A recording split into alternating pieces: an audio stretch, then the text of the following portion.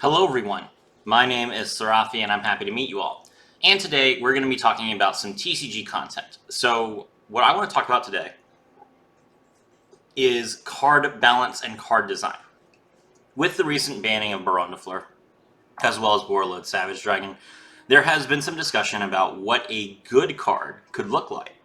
That would potentially be more generic than a lot of other cards that we've seen, while still being fairer than a card like Baron de Fleur.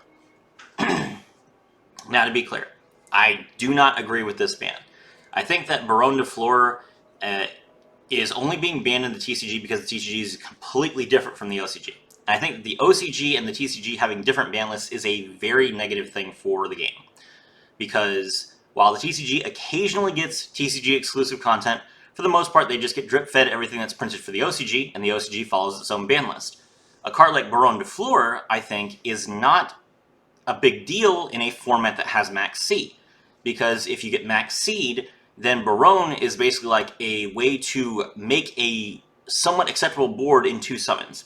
Normal summon to level 4, you get max seed, special summon to level 6, special summon Baron, your opponent now has 6 cards in their hand instead of 5, you pass, you have 1 negate, it's better than nothing.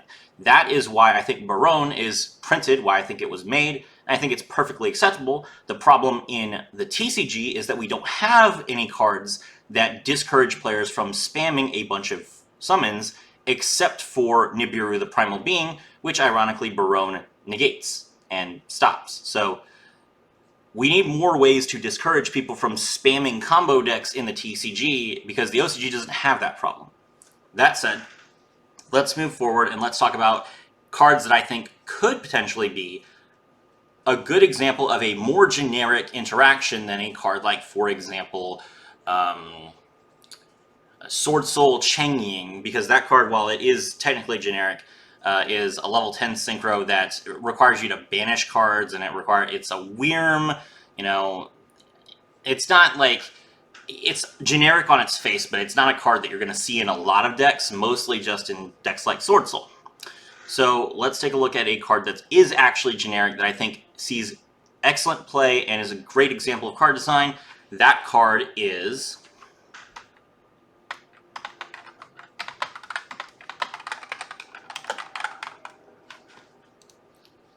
Promethean Princess, Bestower of Flames.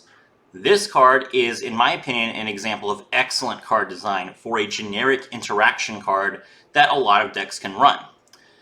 Promethean Princess, Bestower of Flames is a Link 3 Fiend monster. She is fire, and she requires 2 or more effect monsters. That's right, Promethean Princess does not require a single fire monster to make her. That's really interesting. You cannot special summon monsters except fire monsters. Hard stop. This card, as long as it is on the field, hard locks you into fire only. And that means that you can't link her off into something like Appaloosa.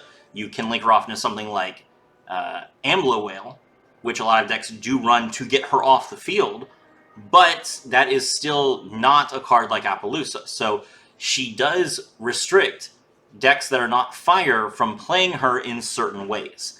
And really, she only really benefits a hard fire deck anyway.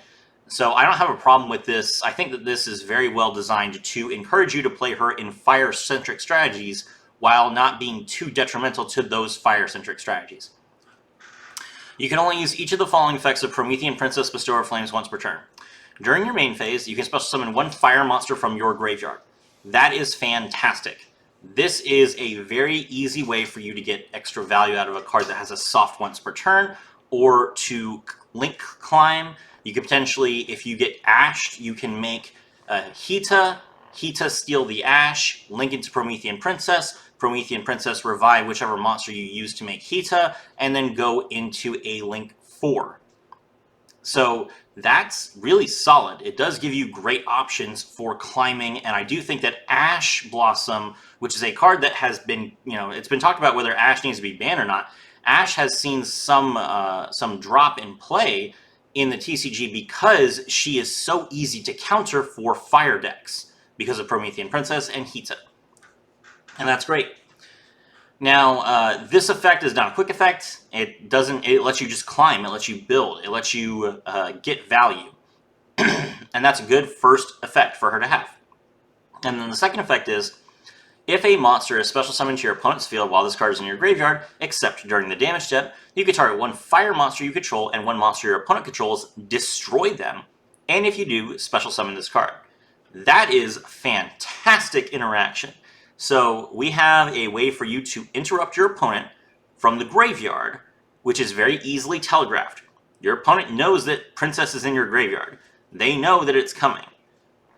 But also, there's very little things they can do about it. They can banish it from the graveyard. Nothing's stopping them from doing that. She cannot quick effect revive herself for no reason. So if you are able to banish her from the graveyard, you can stop the destruction effect, and that is interaction that you can use. A lot of decks don't choose to do that, and that's their choice. They do have the option. And then when you summon into Promethean, Promethean destroys a monster for both players. This is a fair trade. You are potentially giving up a weaker monster on your field to get your Promethean Princess, but now you fire locked yourself. The lock during your opponent's turn is not nothing. That is a serious drawback for a lot of decks, because a lot of decks like to run IP Masquerena. Well, if you have IP Masquerena and Promethean Princess Bestower Flames out, that prevents you from summoning a card like Underworld Goddess of the Closed World. So yes, this is a card that will restrict you even if you are playing pure fire, because of how the extra deck works. And what makes Promethean Princess interesting is, even though she sees play in a lot of different decks, the destruction effect that she has impacts those decks in different ways. For example, with Salamangrates, you can either protect your monster from being destroyed with your Salamangrate Balings, or if you destroy your monster, you can then activate the effect of Raging Phoenix in your graveyard and revive it with more attack points. So you could potentially get a second monster out that's even stronger than the monster that you traded, while also popping one of your opponent's cards.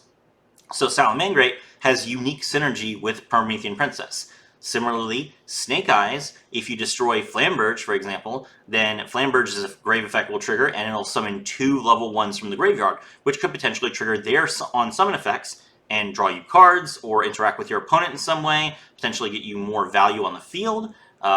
It could even potentially increase your options for IP Masquerena if you somehow remove Promethean Princess from the field afterwards, by having 2 bodies on the field instead of just 1. So Snake Eyes has a lot of synergy with Promethean Princess as well. Then there's also Fire Kings. Need I say more? Fire Kings all have an effect when they are destroyed by a card effect, and Promethean Princess gives them easy access to destroy their own monsters during the opponent's turn when a card is summoned. That's a very, it's a very controllable situation. You don't have to activate it, but you know that your opponent is going to summon monsters, so you will have the option at some point. It's just your choice of when you're going to take that bait. But this card benefits every fire deck, while being difficult for non-fire decks to really make use of. Yes, you can summon the card without playing any fire monsters, but if you do, what value are you really getting out of it? Not much. So this card is, in my opinion, an excellent example of fair interaction. Destroying one of your opponent's monsters is a valuable benefit for you that didn't cost you much, because she paid for herself by reviving a monster and then reviving herself as well, while also being fair to your opponent, because it's easily telegraphed and it doesn't negate their card. They can still get benefits from summoning a monster into Promethean Princess if that monster has an on-summon effect, for example. So it's a mind game. It's very interactive. It benefits the player enough to where they will play Promethean Princess. Promethean Princess sees a lot of play in fire decks, while also not being overpowered like a card like Baronne de Fleur. So this is an example of a card I would like to see more of. What do you guys think? Let me know in the comments. My name is Serafi, and I was thrilled to have all of you with me.